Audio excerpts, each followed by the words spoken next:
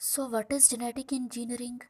Genetic engineering is the artificial synthesis, modification, removal, addition, and repairing of the genetic material DNA is considered as modern biotechnology. जो modern biotechnology है वो base करती है genetic engineering पे, जबकि जो fermentation है वो बेस करती है ओल्ड बायोटेक्नोलॉजी है वो बेस करती है फर्मेंटेशन के प्रोसेस के ऊपर. And what is fermentation? Fermentation के अंदर हम डिफरेंट टाइप्स के जो फूड प्रोडक्ट्स हैं उनको प्रिपेयर करते हैं with the help of microorganism such as bacteria, yeast, fungi. Now what is genetic engineering? Genetic engineering के अंदर हम जो जेनेटिक मटेरियल है सेल्स के अंदर, ऑर्गेनिजम्स के सेल्स के अंदर, एनिमल्स के सेल्स के अंदर जो जेनेटिक मटेरियल डीएनए मौजूद है उसकी हम रिपेयरिंग करते हैं. किसी भी ऑर्गेनिज्म के जेनेटिक मटेरियल को, डीएनए को हम रिपेयर करते हैं, उसको मॉडिफाई करते हैं, उसकी सिंथेसिस करते हैं. उस डीएनए को, उस जेनेटिक मटेरियल को हम किसी ऑर्गेनिज्म से रिमूव करके किसी दूसरे ऑर्गेनिज्म के डीएनए के साथ उसको अटैच करते हैं. रिपेयरिंग भी करते हैं हम जेनेटिक मटेरियल की. When genetic engineering was started, the work on genetic engineering was started in 1944. अगर हम हिस्ट्री देखें, अगर हम हिस्ट्री की बात करें तो जेनेटिक इंजीनियरिंग सबसे पहले कब स्टार्ट हुआ इस पे work? The work on genetic engineering started in 1944. 19 when it was proved that DNA carries the genetic information. हमने बात की कि जो DNA है वो एक जेनेटिक मटेरियल है. And what is genetic material? DNA को जेनेटिक मटेरियल क्यों बोलते हैं? Because it carries and stores all the genetic information.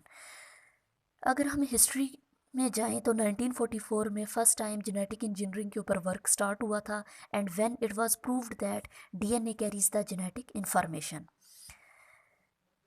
1944 में, आफ्टर 1944 कुछ साइंटिस्ट्स और कुछ बायोटेक्नोलॉजिस्ट्स ने ऐसे एंजाइम डिस्कवर किए जो डीएनए की सिंथेसिस में हेल्प करते थे.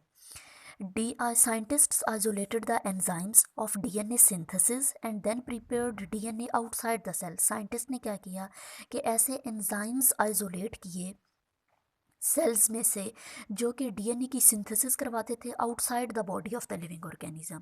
फॉर एग्जांपल, हमने डीएनए की सिंथेसिस करानी है outside the body of the living organism, तो साइंटिस्ट्स ने, बायोटेक्नोलॉजिस्ट्स ने ऐसे एंजाइम्स को आइसोलेट किया जो कि outside the body of the living organism, अगर हमने डीएनए को सिंथेसाइज करना है तो डीएनए की सिंथेसिस में वो हेल्प करते हैं. इन 1970s में क्या हुआ? They were able to cut and paste the DNA of the organism.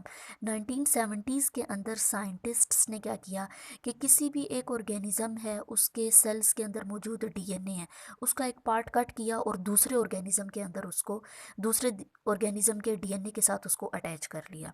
इन 1978 की अगर बात की जाए तो 1978 में साइंटिस्ट ने एक ह्यूमन इंसुलिन प्रिपेयर की थी.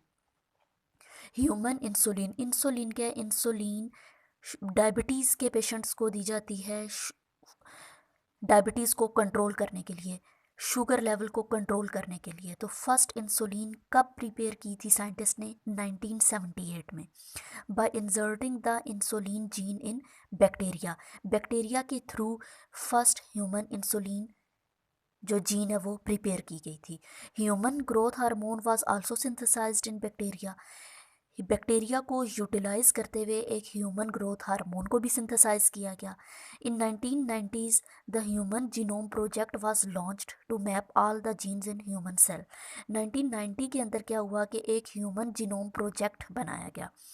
ह्यूमन जीनोम प्रोजेक्ट का पर्पस क्या था कि किसी ऑर्गेनिज्म के सेल के अंदर मौजूद जो डीएनए है, जो पूरा के पूरा जेनेटिक मैप है, वो किस टाइप का है. The complete map of human genome was published in 2002. जो ह्यूमन जीनोम प्रोजेक्ट था वो लॉन्च किया गया 1990 में, और जो कंप्लीट मैप, ह्यूमन जीनोम का जो मैप है वो कब पब्लिश किया गया? 2002 में.